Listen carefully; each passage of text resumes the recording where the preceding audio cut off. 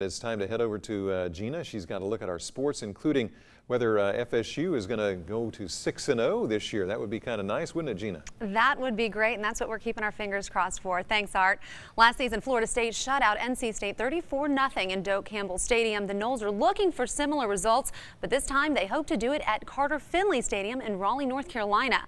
A win means the third-ranked Seminoles would improve to 6-0 for the first time since 1999. Yes, that's the same year they won the national title. Fox 49's Jason Kahn has this week's Seminole Spotlight.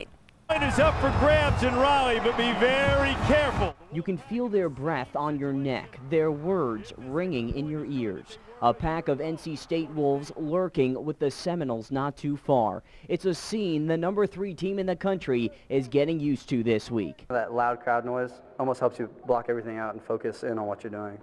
More than silence, I think. Last week's road game in Tampa wasn't so much on the road, considering it was only 4 hours away. I think the guys are just more excited to kind of get on a real road game as opposed to kind of a 50% crowd, and kind of enjoying having our backs against the wall and being against the world. So the Noles have practiced this week with crowd noise. The big thing is, as crazy as it sounds, the whispering, you'll be shocked how much that helps. Because you know what it makes guys do? Quit taking things for granted and have to pay attention.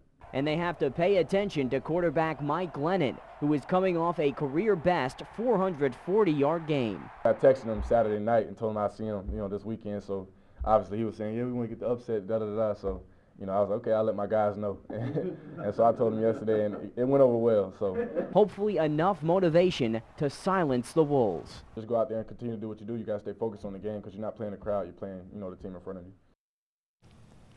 And it's a big MEAC showdown for Florida A&M this weekend. There's currently a 3-way tie at the top. Rattlers go head-to-head with one of those teams, the Howard Bison. Last season, the Bison came to Tallahassee and squeezed out a 29-28 victory, scoring all of those points in the final quarter. But the Rattlers have won 6 out of the last 7 meetings and are looking to get back to those winning ways this Saturday. Kickoff is at 1 o'clock from RFK in D.C. Resentment is a negative force. It impedes progress. So the bottom line is we have to be concerned about the team that's at Howard this year and make sure that we get prepared for what they do. The Florida State women's soccer team hosted Clemson Thursday night and are still undefeated. They've shut out their past 6 straight opponents.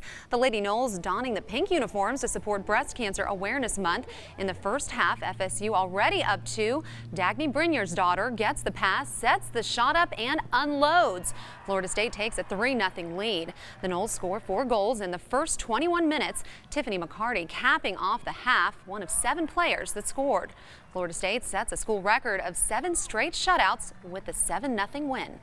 And before we wrap up, VSU is playing West Georgia in Carrollton. The Gators are hosting LSU at the Swamp, and the Major League Baseball playoffs start tonight. That's all we have in sports this morning. Art, I'll send it back over to you.